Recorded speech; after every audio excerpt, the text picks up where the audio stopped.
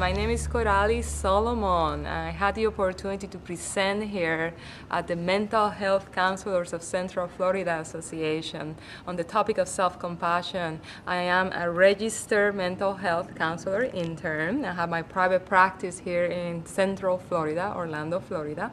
I also represent the registered interns through FMHCA.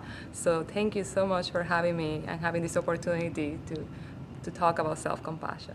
My goal with self-compassion is to be able to educate counselors and other professionals about how we can cultivate self-compassion to our clients and to learn that self-compassion gives you the same benefits that you get with self-esteem, but with a lot less downsides as we can have with self-esteem.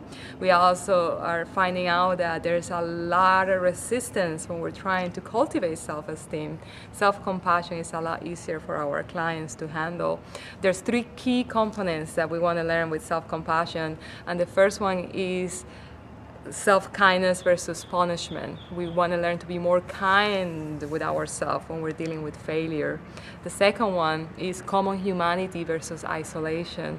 We tend to forget that other people have been in similar situations like we have.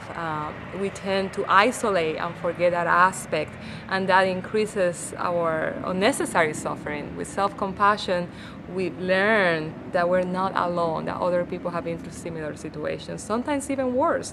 And the last one is mindfulness versus self-indulgence with ourselves, thinking that we're not present in our moment, that we catastrophize our situation. With self-compassion, we're actually present with our suffering, and we acknowledge the suffering. We could even put a label to the emotion, but we keep it at what it is. We don't overextend the unnecessary suffering.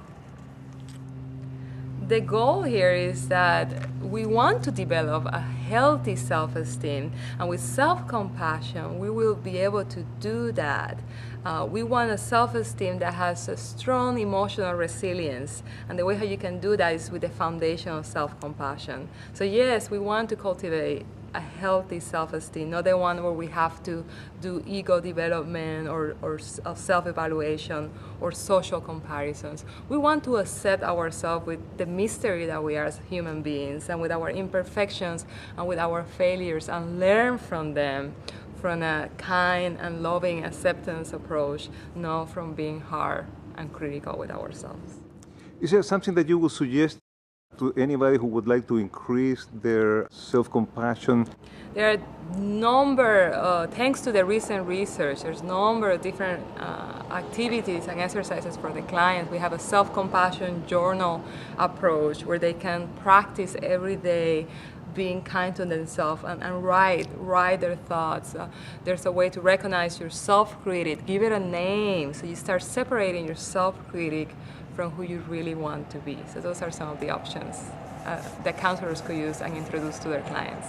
Thank you so much. You're welcome.